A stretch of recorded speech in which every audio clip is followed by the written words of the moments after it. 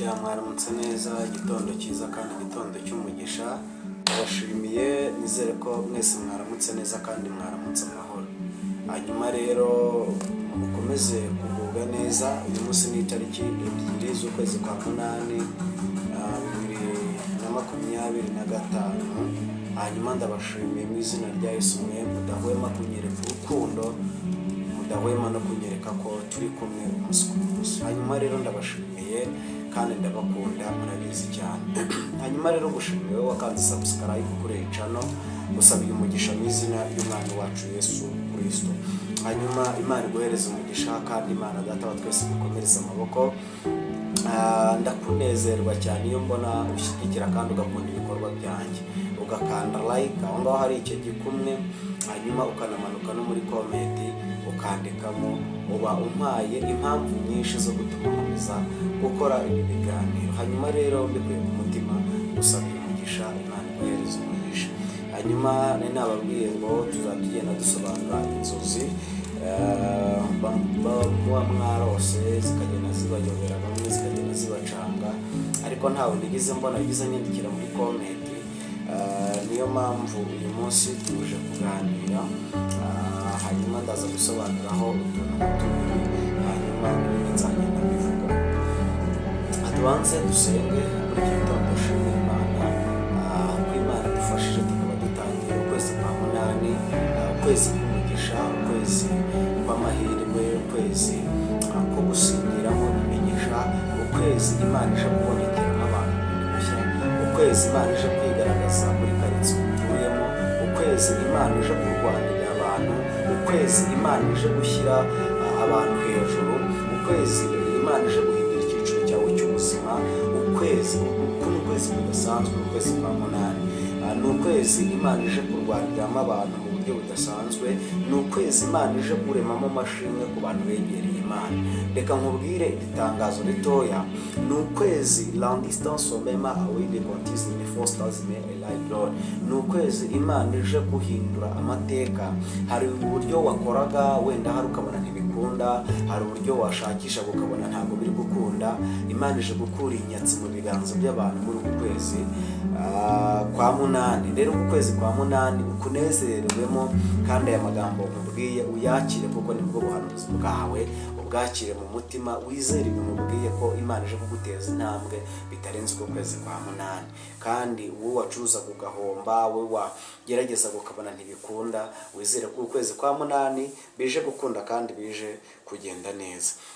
Reka dusenge dushimire Imana Data wa twese. Imana turagushimiye, lepa abistan sonema ivine consas mele awide kontisi before again manga. Izina ryawe niryubahwe, ubwami bwawe buze, icyo ushaka kibe hano nk'uko Data bujaye byawe mu ijuru.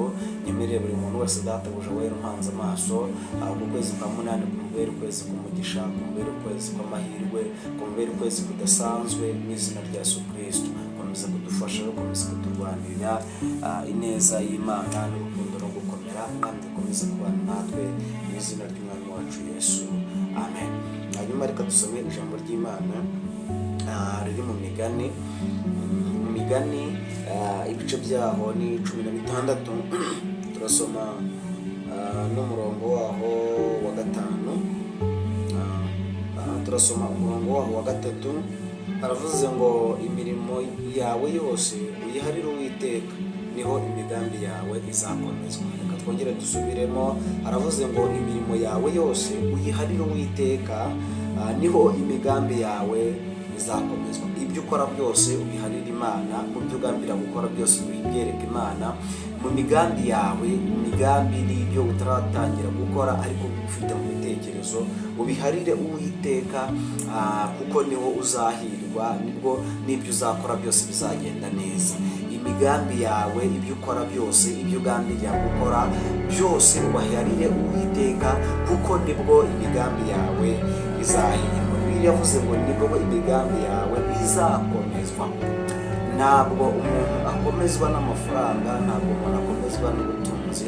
Nabwiye abantu ndababwira ngo amahoro y'abakiranutsi cyangwa y'abakristo tuyabonera muri Kristo Yesu. Ntabwo tuyabona kuko dufite ubutunzi, ntabwo tuyabona kuko dufite amafaranga, ntabwo tuyabona kuko dufite ibyo kurya, ntabwo tuyabona kuko turi mu munezero gusa, aho ahubwo niyo tutari mu bihe byiza Imana itwuzuza amahoro tukanezerwa. Rero amahoro y'abakiranutsi cyangwa se y'abakristo tuyabonera muri Kristo Yesu, ntabwo tuyabonera mu byo dutunze cyangwa se mu byo dufite.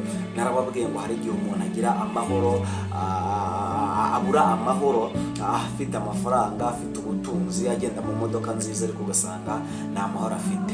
Ikindi cya kabiri, narababwiye ngo nta muntu utashobora guhemuka, nta muntu burya utashobora guhemuka, ariko kugira neza burya ni iby'abanyembaraga. Kugira neza burya bishobora abantu bakeya.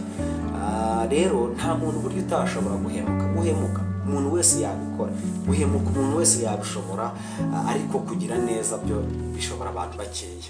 Hanyuma munyemerere tuvuga akantu gatoya. Abantu benshi mukunda kurota inzoka. Hari urota abona iri muriye, hari urota abona inzoka iri kumwirukankana. Rero ndagira ngo sobanura akantu gatoya ku ijambo rindi ryitwa inzoka.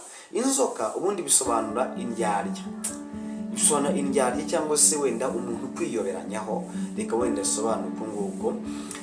Inzoka ni ikintu gikomeye, ni indyarya, ariko udashobora kumenya uko iyo ndyarya ikwiyoberanyaho. Ushobora kugendera n'umuntu akubeshya cyangwa se akwiyoberanyaho, hanyuma ariko Imana yagambirira kuguhishurira ko hari indyarya igendana nayo, ikabikwereka mu buryo bw'inzoka, ikakwereka wenda kwirukanka cyangwa se ikakwereka yakuriye. None umugambanyi nawe agaragara nk'inzoka, Rero hamwe uzabona yakuriye, deja uba wamaze kugambanirwa byabaye, sibyo? Rero ikindi cya kabiri nzaye ngenda nongera mbivugaho mbisobanura neza. Ikindi cya kabiri, inka. Ushobora kubona inka iri kukwiruka. Ubundi inka ni umudayimoni. Nubona inka iri kukwirukankana, ujye umenya ko ari umudayimoni. Inka ni umudayimoni ukomeye. Harimo n'abantu benshi bagenda barota babona inka zibirukankana, inka yabishe. Nubona inka yakwishe, ubundi ukabona inka irakwishe, birashoboka yuko ushobora no kubyuka wanapfuye. Birashoboka ko ushobora inka ni umudayimoni. Ujye umenya ko umudayimoni yaguteye. Nurota inka ujye umenya ko umudayimoni yaguteye. Nurota inka kwirukankana ujye umenya ko hari umudayimoni urimo urakugenza. Nurota inka ujye umenya ko hari umudayimoni ukomeye aba ari guhiga ubuzima bwawe. Imana ishimwe.